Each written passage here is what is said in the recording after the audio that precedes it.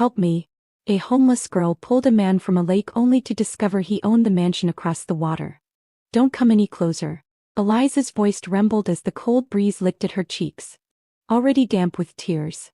She stood barefoot at the very edge of the lake, her worn coat flapping against her frail frame in the October wind.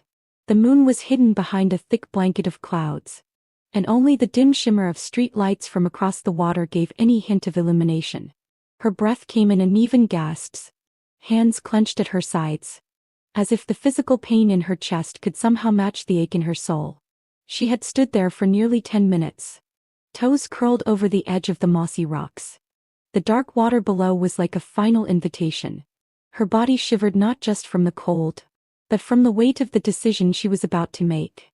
I am so sorry, she whispered, barely audible, her voice cracking. I tried. I really tried. She closed her eyes and tilted her face up to the wind. In her mind, images flashed: her little brother's laughter, her grandmother's wrinkled hands folding warm clothes, the pain in the doctor's eyes when he said the word late stage. Then help me. A voice, barely a whisper, distant and raw. Eliza's eyes snapped open. She looked around, confused. I wanted thank you, thinking perhaps it was her imagination, until she heard it again. Louder. Urgent help. Somebody. Please. She turned toward the sound, squinting into the darkness over the lake. There. Just past the reeds, was the faint outline of a person thrashing in the freezing water. Man. Alone. Drowning. For a moment, Eliza froze. Her mind raced. This was not supposed to happen. Not tonight. Not when she had already decided to let go. But something inside her snapped. Without thinking, she ran. The water was shockingly cold the moment it touched her skin. It stole her breath away. Still, she dove in, her arms fighting the resistance of the waves as she swam toward him. He was flailing, eyes wide with terror, head going under and coming back up with violent coughs. She reached him just as he slipped beneath the surface. Hold on, she shouted, wrapping her arms around his chest and kicking furiously. He was heavy, nearly unconscious, and the pull of the lake was merciless. Her legs cramped, her lungs screamed for air. But inch by inch, she dragged him toward the shore. When they finally reached land, she collapsed beside him, soaked and shaking. She rolled him over, pressed against his chest, and started compressions. Breathe, she cried, her voice ragged. Come on. Breathe. He choked, suddenly coughing up water and gasping for air. She helped him sit up, her hands supporting his back. For a long moment, they sat there in silence, only the sound of water dripping from their clothes and the wind rustling the reeds around them. The man turned his head slightly, struggling to focus. Why? He croaked. Why did you save me? Eliza looked at him, really looked. His eyes were bloodshot, skin pale, hair plastered to his forehead. And yet, beneath the exhaustion, there was something else: confusion, vulnerability. Her answer came without hesitation. I just wanted to do something that mattered, she said softly. Something good before I go. His brow furrowed, his breath catching. Go where? She glanced back at the lake. The answer hung in the air between them like a ghost. He blinked, as if the realization punched the breath from his lungs. You were going to thank you for joining me. She nodded slowly, not ashamed, not crying anymore. I have cancer. There is nothing they can do. And I will not put my family through more pain. Not when we have nothing left to give. Silence stretched between them.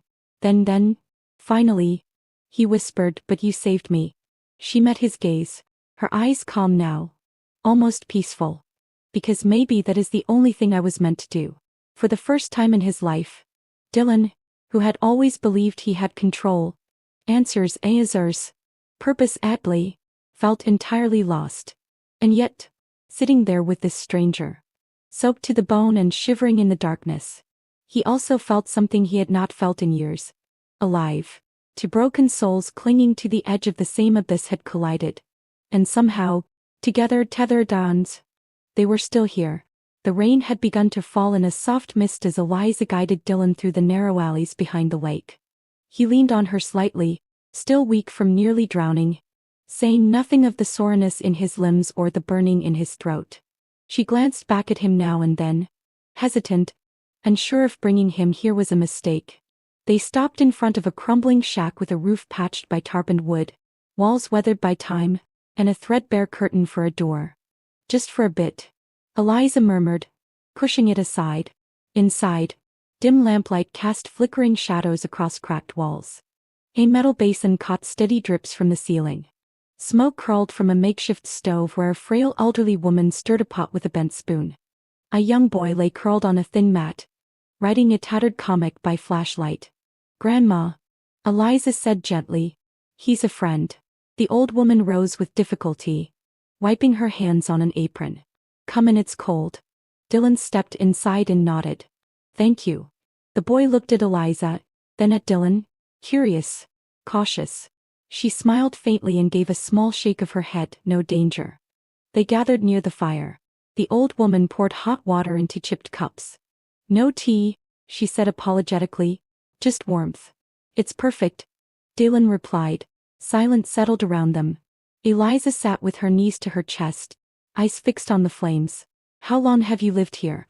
Dylan asked quietly. 4 years, Eliza answered. "After my father died, we were evicted. This was the only roof we could find." Dylan glanced around. Bare concrete, worn blankets, mosquito nets sagging from rusted nails. He turned to the boy. "Do you go to school?" I want to, but I help Eliza collect cans. "We sell them." Dylan looked at her. "You do all this?" "We do what we must," she said.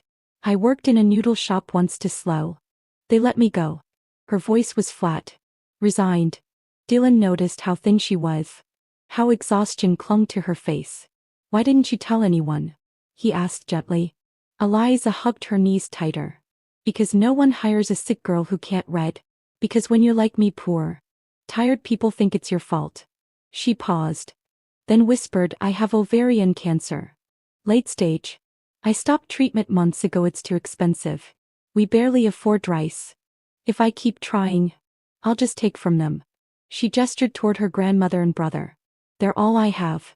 I'd rather disappear quietly than see them suffer more." Dylan stared at the fire for a long moment, then turned to her, his voice steady. "Eliza, do you think your death would make things easier for them? That your brother will grow strong knowing his sister gave up? That your grandmother will find peace watching you fade?" She said nothing. "You saved me," he said. "A stranger. I want to thank you throttling, without hesitation. But you can't save yourself." Her chin trembled. "You're not a burden," he whispered. "You are the reason they keep going. You're their hope." Tears welled in her eyes. One slipped down her cheek before she could stop it. She wiped it away quickly. "I'm just tired," she whispered. "I know," he said softly, "but sometimes being tired is where healing begins if you let someone help you." Eliza looked at him, and for the first time in years, someone was truly seeing her not with pity or judgment, but with belief. And that belief began to settle quietly inside her. The next morning arrived with a surprising stillness. The rain had stopped, and sunlight spilled gently through the cracks in the shack's weathered roof.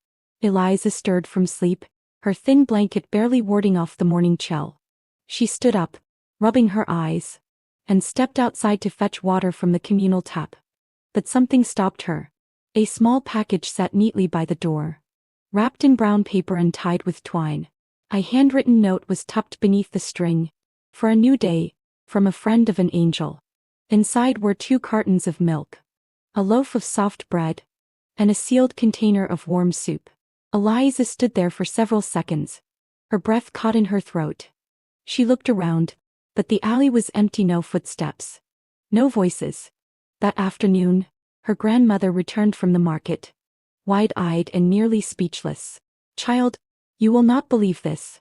Someone bought every single thing in my basket before I could even set up my stand, paid double." Eliza stared at her, stunned.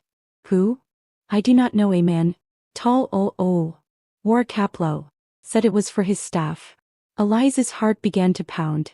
A suspicion quietly bloomed in the back of her mind, but she said nothing. The next day, another package arrived, and the next. Always food, always warm, always anonymous. By the end of the week, A social worker from a local charity knocked at their door.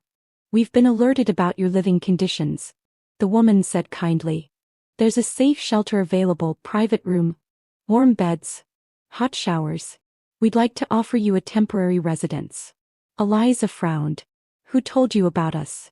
The woman smiled. "Aid owner who prefers to stay anonymous. But he insists you deserve better." Eliza was hesitant, suspicious. She had learned that good things often came with strings attached. But when she saw her brother's hopeful face, heard his small voice say, "Will it have a roof that does not leak?" she knew she had to try. They moved into the shelter the next day. It was modest but warm. Clean. Safe. For the first time in months, Eliza and her family slept without fear of rain or rats.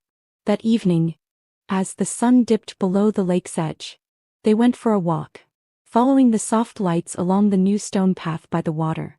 As they passed a small food cart, a familiar voice called out, "Evening." Eliza turned and saw Dylan, casually dressed, holding 3 steaming cobs of grilled corn. "Fancy seeing you here," he said with a grin. She blinked. "You?" He held out the food. "I thought this might make a perfect dinner, unless you are too fancy for street corn now." Her lips curved before she could stop herself. "Never."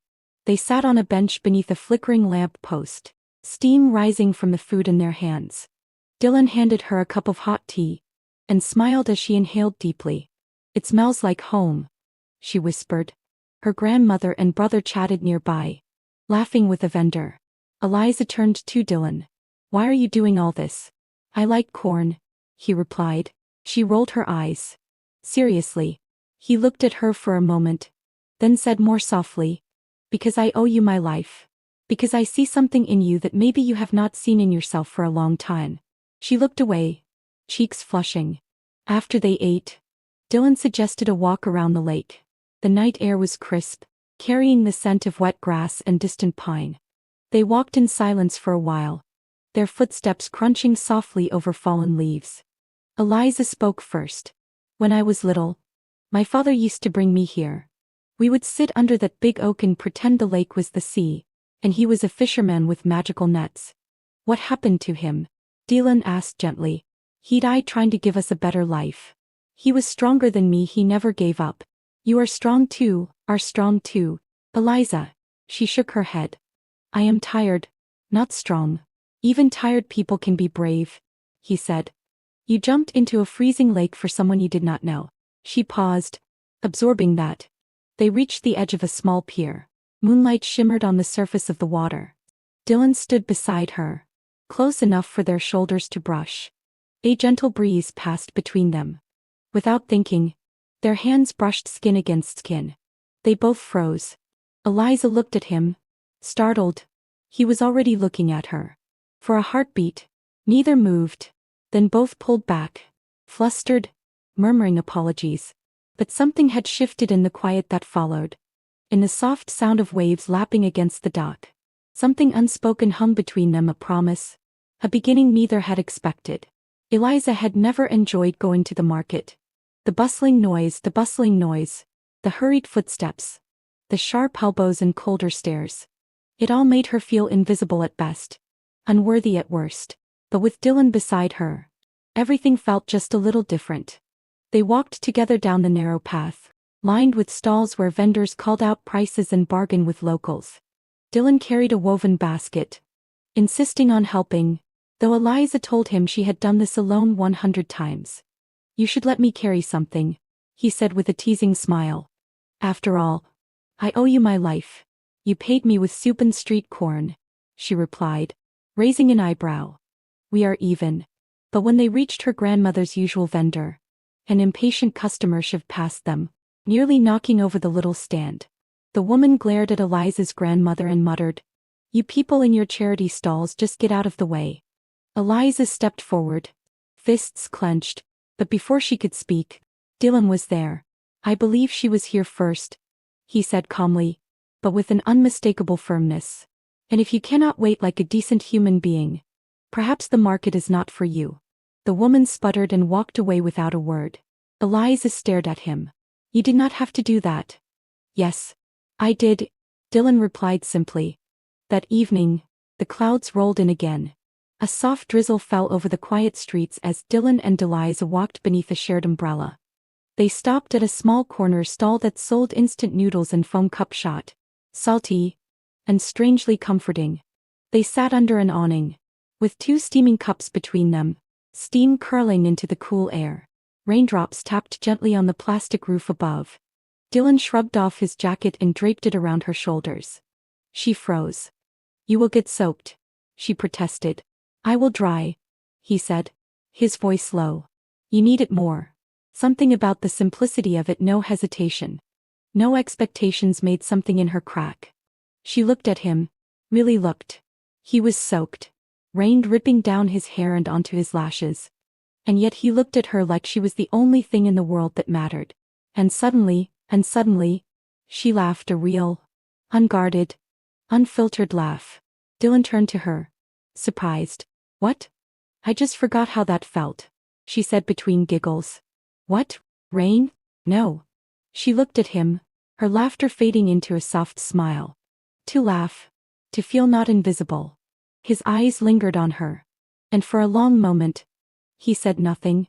Then Eliza whispered, almost afraid of her own voice, "I have never had anyone be this kind to me." Dylan did not speak. He just looked at her, eyes shining with something unspoken. Something far deeper than gratitude or affection. Something approaching reverence. The next day, Dylan casually invited her and her family to visit the garden of a home he said belonged to a friend of his, never mentioning it was, in fact, his. "I think you will like it," he told her. "It is quiet. Beautiful. Why to thank you for joining me. Peaceful." Eliza hesitated. "I do not belong in places like that." "You saved someone's life," Dylan replied. "You belong wherever you want to be." She relented. When May arrived, the large iron gates opened slowly.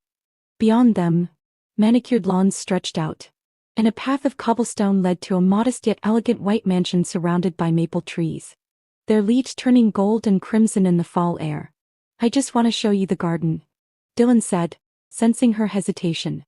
As they wandered through the rows of flowers and tall hedges, her little brother ran ahead, laughing, and her grandmother marveled at the variety of plants. Eliza watched them in disbelief, so unused to seeing them so free, so light. "You arranged this, didn't you?" she asked Dylan softly. He gave an nonchalant shrug. "I made a few calls." She smiled, touched.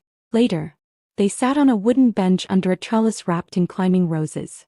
Dylan pulled out a small notebook and a pencil. "I want to show you something," he said. "Will you trust me?" Eliza nodded. He opened the book and wrote in large, clear letters, "Eliza." He pointed to each letter. "That is your name, and we are going to learn how to read it." She blinked. "But I never began." "We will go slow, letter by letter, sound by sound." He guided her through it. And when she read it aloud, halting but whole, he flipped to a fresh page and wrote, "Everyone deserves a second chance at hope." Eliza stared at the words. Her lips parted, her eyes glistening. And then she cried. Not from sorrow, but from the unfamiliar weight of being seen. Truly, deeply seen. The afternoon sun filtered softly through the high-arched windows of the library. Dust danced in golden shafts of light, settling gently over shelves lined with books of every age and subject. Eliza moved slowly, her fingers grazing the spines as she wiped down the surfaces. Still awed by how quiet the place felt, like a cathedral made of memory and silence. Dylan had asked if she might want to help reorganize the old library. "You love stories," he had said. "Let's create a place where they live again." She had smiled then, touched by his thoughtfulness, unaware of the shadow that lay waiting in the shelves. As she carefully dusted a row of framed photographs on the wall, one particular frame caught her eye. The photo was in black and white, slightly tilted. It showed a group of staff members standing proudly in the garden of the estate, groundskeepers, cooks, cleaners, and in the back, almost hidden, stood a man with a gentle smile and a hand resting protectively on a small girl's shoulder. Eliza stared, her breath hitched. She stepped closer, heart pounding. It was him, her father. He looked younger, stronger, but she would never mistake those eyes or that quiet pride in his posture. and the little girl beside him. Blonde hair. Barefoot. Laughing, it was her. The floor beneath her seemed to shift. No, no, she whispered. No. The photo was labeled. Staff of Rosewood Estate. 11 years ago. Suddenly, everything came crashing back. The rumors. The night her father came home pale, holding a small crumpled paper in his hands. The accusation of theft. The disgrace. The job lost. And then the years that followed, one harder than the next. Him trying to find work again. Doors closing in his face. Sleepless nights hauling crates at the docks. The accident. The blood. The goodbye that came too soon. Her fingers trembled as she set the frame down. Her eyes burning. The man she had saved. The man who had walked with her around the lake. Who had shared noodles with her under a rain-soaked awning. Who had gently guided her hand as she traced her name. He lived in the house that destroyed her father. She turned and left. No word. No note. No glance behind her. She ran through the garden. Her footsteps loud against the stone path. Her lungs aching. But she did not stop until the gates of the estate were behind her and the trees swallowed her whole. That night, under a moonless sky, she sat on the same dock where she had once pulled Dylan from the water. The air was cold, biting, but she did not move.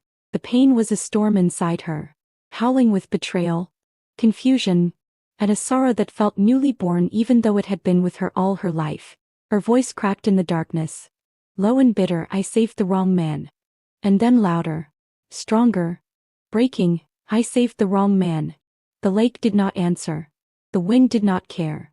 She buried her face in her knees, rocking back and forth. The image of her father's smile burned behind her eyelids.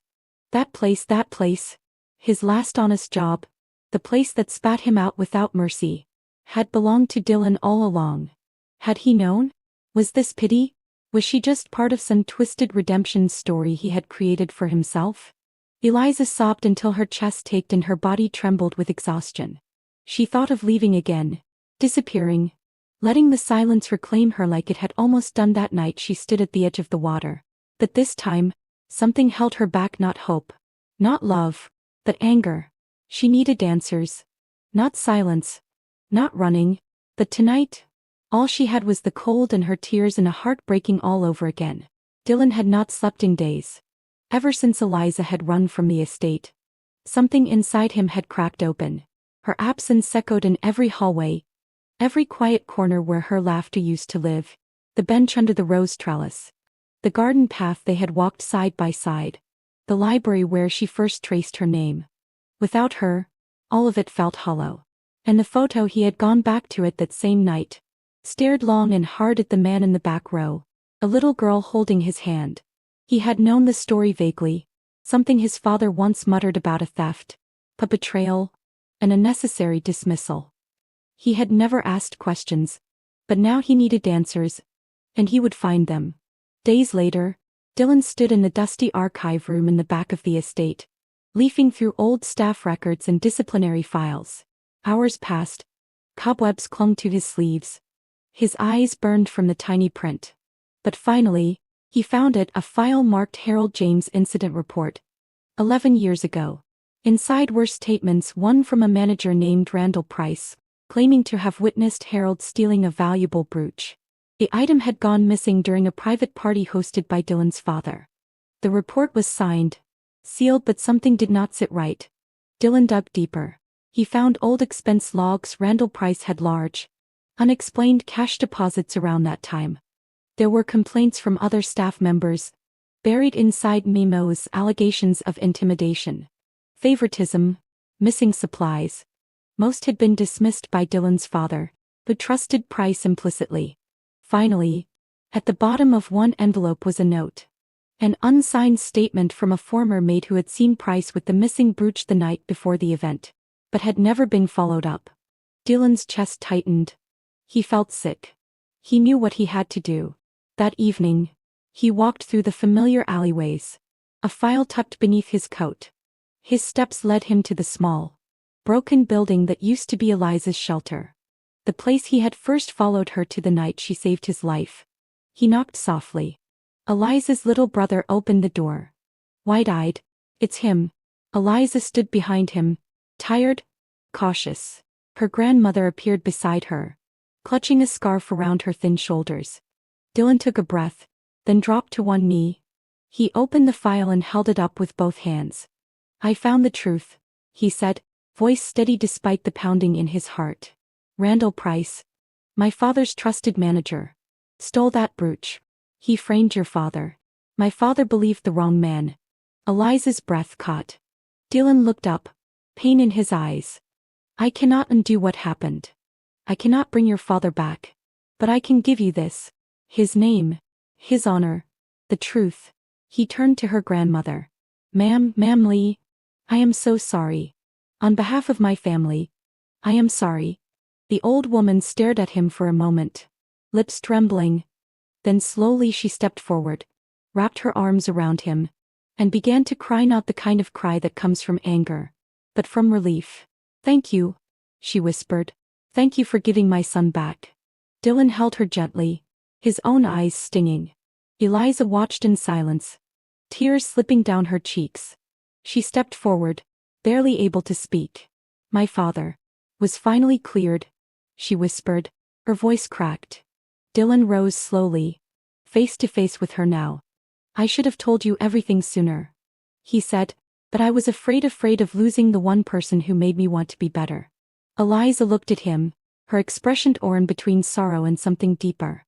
Something beginning to mend. She took the file from his hands, holding it to her chest. I grew up hating this house, she said softly, but today, you made it a place where the truth lives.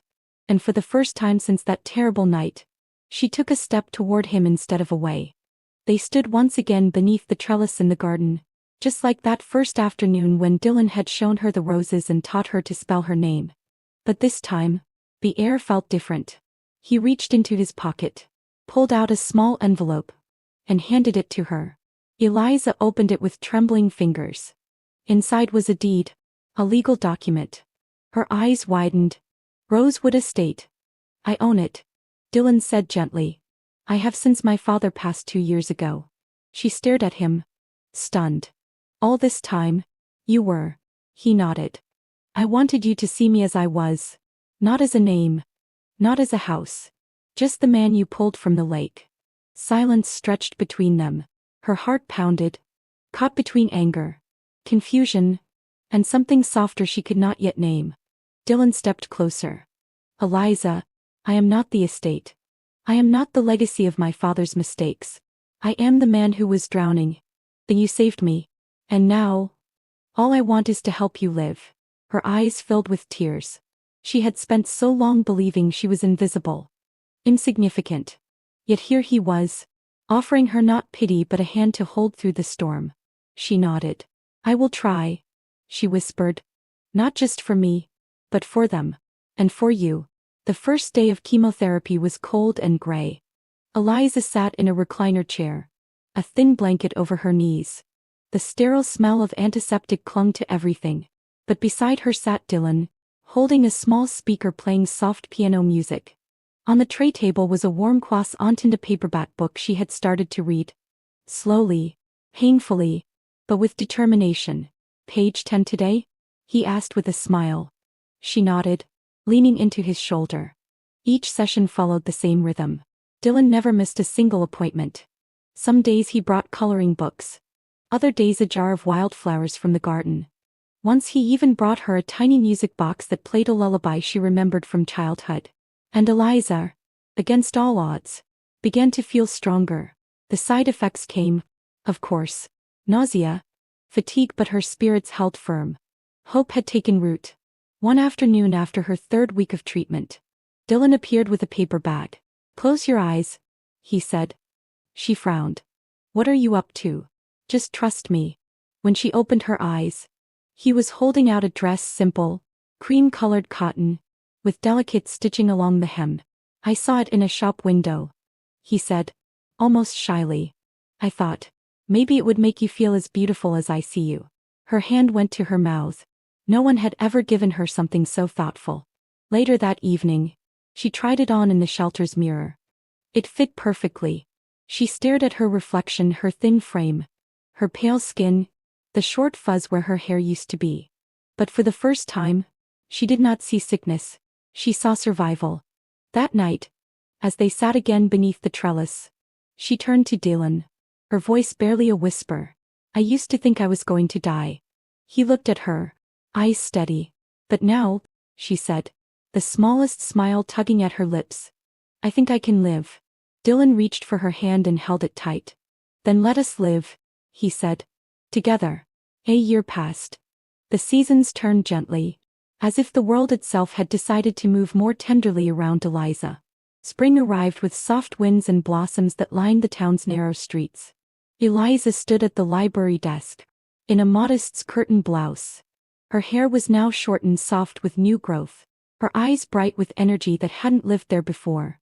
She had taken a job as an assistant at the town library, small tasks at first, shelving books, managing returns, but soon she began something more meaningful, leading reading classes for elderly townspeople who had grown up without ever learning the alphabet. She would smile patiently, guiding their fingers across the page, repeating sounds, gently encouraging each syllable like it was sacred, just as Dylan had done for her. Some days, she would catch her reflection in the library window and, for a fleeting second, not recognize herself, not the girl who had stood at the edge of the lake, but the woman who had chosen to step back from it and build a life. Dylan had kept his promise too. The Rosewood estate had undergone a transformation, not into a private fortress but into a place of refuge. He opened the doors to a new mission, a residential center for homeless families and terminally ill patients who had no one else. He named it Echoes of Eliza. I wanted it to remind the world, he said at the opening ceremony, that one act of courage can echo for generations. People cried. Donors stepped forward. Volunteers signed up. The town, once too busy to see a girl in rags, now listened, learned, changed. Eliza stood beside Dylan that day, her hand in his, eyes glistening with quiet pride. On the anniversary of the night they met, Dylan proposed. It was simple. Just the two of them beneath the rose trellis. The same place where she had read her name for the first time. She said yes, with tears in her eyes and laughter in her voice. And on a warm summer afternoon, by the same lake where their story began, they were married. Only close friends and family were invited. A gentle breeze rustled the trees, and the surface of the water shimmered with gold. Eliza wore the cream-colored dress Dylan had once given her. Her little brother, now taller and proud, stood beside her, beaming. Their grandmother wiped her eyes with a handkerchief and whispered, "Finally, my granddaughter has a family." As the couple stood hand in hand, exchanging simple vows beneath an arch of white lilies, Eliza's brother stepped forward for a short speech. "My sister saved a man's life," he said, voice shaking but clear. "But that man didn't just survive, he gave us a home. He gave my sister her smile back. He gave me a future." He looked at them both. She saved him, but he saved our family. There was not a dry eye in the crowd. As the sun began to set, Eliza and Dylan walked to the edge of the lake. The quiet lapping of water marked time like a soft lullaby. They sat together on the old dock, worn smooth from weather and memory. Her head rested on his shoulder. His hand was warm in hers. The light played on the surface of the lake, just like it had that night when darkness nearly swallowed them both. Only this time, it glowed. She turned to him, smiling through tears that had nothing to do with sorrow. "We both died a little inside," she whispered, "but we chose to live for each other." Dylan kissed the top of her head, and as the last light dipped below the horizon, the lake reflected not pain, not loss, but the quiet brilliance of two souls who had found their way home. Sometimes life brings two broken souls together, not by chance but by purpose. Eliza saved a stranger from drowning, but in truth, they saved each other. Through pain, healing, and love, they discovered that even the most shattered hearts can find their way back to light. And perhaps that is the quiet magic of kindness, of second chances, of love that asks for nothing yet gives everything. If this story touched your heart, please consider subscribing to Soul Stirring Stories, where every week we bring you tales that heal, inspire, and remind us all of the beauty of the human spirit. Click subscribe, turn on the notification bell, and never miss a story that might just change your day or your life. Thank you for watching. Stay kind, stay hopeful, and remember, love is always worth the fight.